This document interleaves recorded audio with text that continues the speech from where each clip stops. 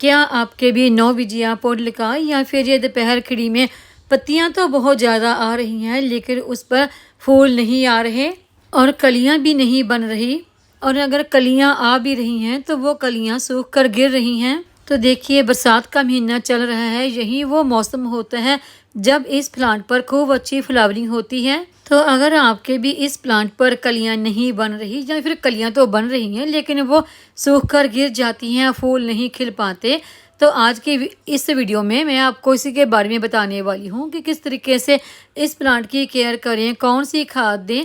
तो आज की हमारी इस वीडियो को एंड तक पूरा जरूर देखें। नमस्कार दोस्तों, मैं वंदना, मेरे चैनल पर आप सबका स्वागत है। खूबसूरत से दिखने वाले इस फूल वाले प्लांट को पोटलिका, मॉस रोज, दोपहर खिड़ी या फिर नौबिजिया बहुत ही अलग अलग नामों से पुकारा जाता है। इसकी पत्तियां देखिए बिल्कुल इस तरह से नुकीली सी होती हैं और इसकी पत्तियां और टहनियों में पानी स्टोर रहता है। तो इसके जो फूल हैं जैसे ही सुबह होती है तो खिलते हैं। तो इस प्लांट से ज़्यादा फूल लेने के लिए हमने इस प्लांट की केयर किस तरीके से करनी है, तो उसका पहला पॉइंट आता है। तो इस प्लांट को आप अपने गार्डन में वहाँ पर रखिए यहाँ पर कम से कम 5 से 6 घंटे की धूप तो जरूर ही आती हो, क्योंकि ये एक सन लविंग प्लांट है। धूप की वजह से ही इस प्लांट में फूल खिलते हैं और पत्तियों का कलर ग्रीन बनता है। अगर आप इस प्लांट को किसी छाया वाली जगह पे रख देते हैं तो इसकी ग्रोथ तो अच्छी हो जाएगी, पत्तियां तो हरी भरी हो जाएंगी,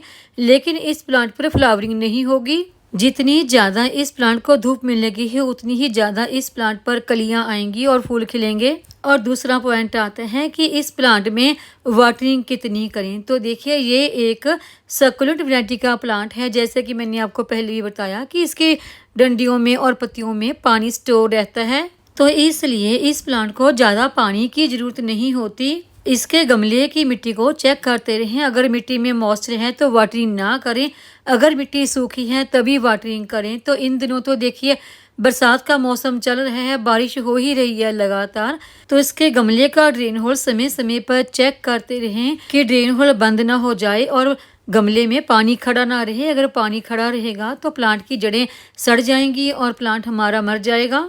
और अगला पॉइंट आता है कि इस प्लांट पर जो भी फूल खिलकर मुरझा चुके हैं ऐसे फूलों को निकाल दें, कि अगर आप इन फूलों को नहीं निकालते हैं तो ये फूल धीरे धीरे बीज बनाने लगते हैं और प्लांट की पूरी एनर्जी इन बीजों को बनाने में लग जाती है और फिर प्लांट पर नई कलियां नहीं बनती। नई कलियां नहीं बनेंगी तो फिर फूल भी नहीं खिलेंगे।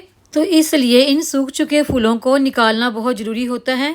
और अगला पॉइंट है कि अगर आप इस प्लांट को घना बनाना चाहते हैं तो इसकी जो लंबी हो चुकी ब्रांच है, ऐसे ब्रांच को आगे से थोड़ी सी पिंचिंग कर दे। यहाँ से आप इस प्लांट की ब्रांच की पिंचिंग करते हैं, वहीं से काफ़ी सारी नई नई ब्रांच निकल कर आती हैं।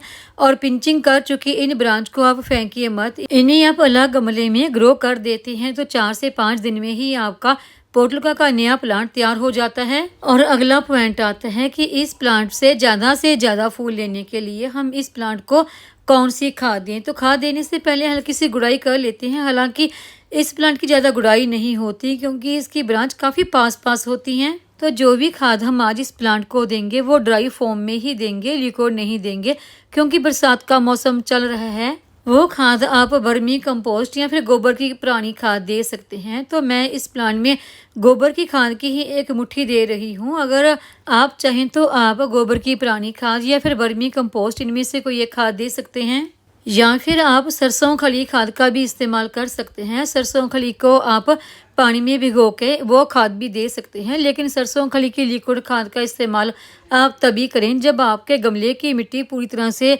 सूखी हो। इन सारी ही खादों में से जितनी भी मैंने आपको बताई हैं, कोई एक खाद आप महीने में एक बार भी अपने पोटलिका के प्लांट को दे देते हैं तो फिर आपका प्लांट कलियों से और फूलों से भरा रहेगा। और खाद का जब भी अपने अपने प्लांट पर इस्तेमाल करना है तो हमेशा शाम के समय ही करें। तो उम्मीद है आपको ये मेरी आज की जानकारी की वीडियो पसंद आई होगी। वीडियो पसंद आई हो तो वीडियो को लाइक, सब्सक्राइब, शेयर और कमेंट जरूर करें। बेल आइकन को दबाएं ताकि मेरी आने वाली हर नई वीडियो का नोटिफिकेशन आपको मिलता रहे।